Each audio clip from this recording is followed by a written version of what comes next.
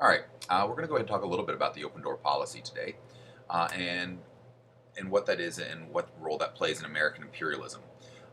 Really, the motivation for the open door policy was because the United States wanted two things from China. We wanted access to their resources, things like silk, um, things like agricultural products, things like minerals, stuff like that.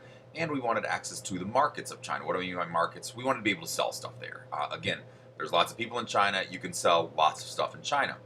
The problem was the Europeans also wanted those same things, and the Europeans had started playing this game long before we did. Keep in mind also the reason the Europeans were able to do so was because that China, which had been a pretty powerful country, was also kind of like in a period of decline. The Qing dynasty, which had been the dynasty ruling in China, had started to decay back in the 1700s. That had continued through the 1800s, and the Europeans, in fact, propped it up because they knew they could take advantage of it. And right around this time, too, you had the arrival of Chinese nationalism under the leadership of people like Sun Yat sen and Chiang Kai shek. And so during the late 1800s, early 1900s, is when the open door policy is being exercised and coming into its own, as we're trying to go ahead and grant and guarantee ourselves access to China's resources and markets. What the Europeans had done is when the Qing dynasty had started to weaken, they had carved up China into what were called spheres of influence, an area where a country would have special privileges, where one of them in particular, like legal privileges, things something called extraterritoriality, where if Britain had a sphere of influence, then a British person, let's say in Hong Kong, that was the British sphere of influence, would go ahead over there, he'd get in trouble, commit a crime. Rather than being tried in the Chinese court system, they would go back to Great Britain, where they were treated much differently and had a lot less of a chance to go ahead and get in trouble for doing something wrong in China. And that was kind of the special privileges. Also, in a sphere of influence, a country might have special trading privileges, which we'll get to in just a little bit. Several countries had these spheres of influence. England had Hong Kong, as I've already just mentioned. France had French Indochina, which included modern day countries of Cambodia, Laos, and a little country called Vietnam. Um, Japan and Russia would end up fighting a war over a sphere of influence in Manchuria, which is the northeasternmost province in China today. Portugal had a sphere of influence around a city called Canton. Germany and Italy had small spheres of influence. And notice one country that's missing from this list, the United States. We didn't have a sphere of influence.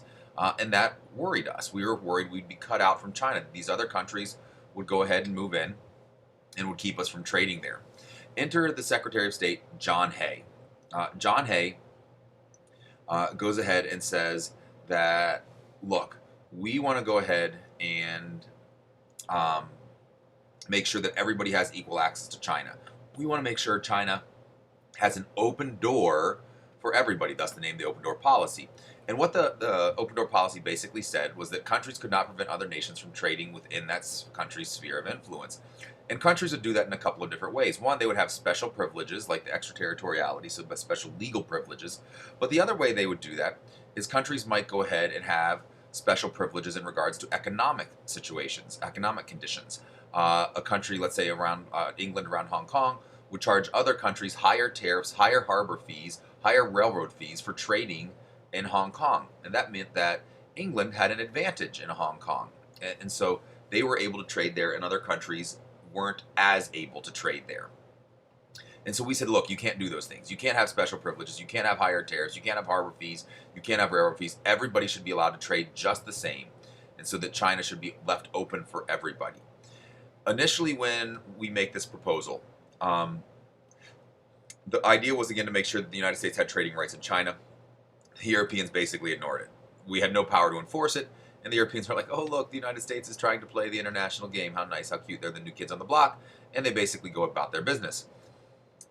But it lays the foundation for the beginnings of what will become free trade, which today we have things like GATT, Global Agreement on Trade and Tariffs, NAFTA, North American Free Trade Agreement. So really, the open door policy has had a long-lasting effect. So what changed? Why did the Europeans start to go ahead and take notice? Well, what changed was the Boxer Rebellion. Turns out the Chinese didn't like all the foreigners in China. China thinks of itself till this day as a very proud, a very strong nation, and it is. It's a very large nation, and it's always been the big kid on the block. China dominates Asia throughout most of its history, and the Chinese still saw themselves that way. Wait a minute, we're the superpower here. These Europeans shouldn't be pushing us around, and a lot of Chinese were upset about it. And they formed these secret societies called the Boxers. The secret societies also go by the White Lotus Society. My favorite name for these secret societies, the Society of the Righteous and Harmonious Fists. And they revolt against foreign influence. They start burning foreign businesses. They start tracking down foreigners and killing them in the street. And the European countries realize, oh, this is really bad. We need to do something to stop this. And so the European countries do something unusual. They realize China's a really big country. They can't probably do it by themselves. They cooperate. They put together a multinational force, and this puts down the rebellion. At this point, the United States participates in that and realizes we're at a critical juncture. The Europeans, at this point, probably would have liked to have carved China up into separate colonies and to go ahead and basically make their spheres of influence into colonial possessions. But the United States steps in and says, I remember that open door policy.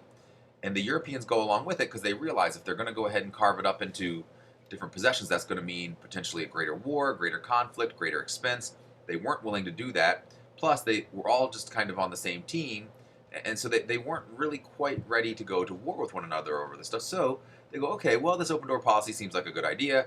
We'll at least embrace it a little bit. And we kind of get our foot in the door, so to speak, there. And indirectly, the United States saves China. Again, we don't do this out of the goodness of our heart. We don't do this because we love the Chinese. We do this because it's in our best interest. And thus you have the open door. What you have here, then, is a quick little quiz. If you want to pause the video now, and you can ask yourself some questions, see how much you remember from what we just talked about. And if you need to, go back and look it over again. Thanks a lot. Bye.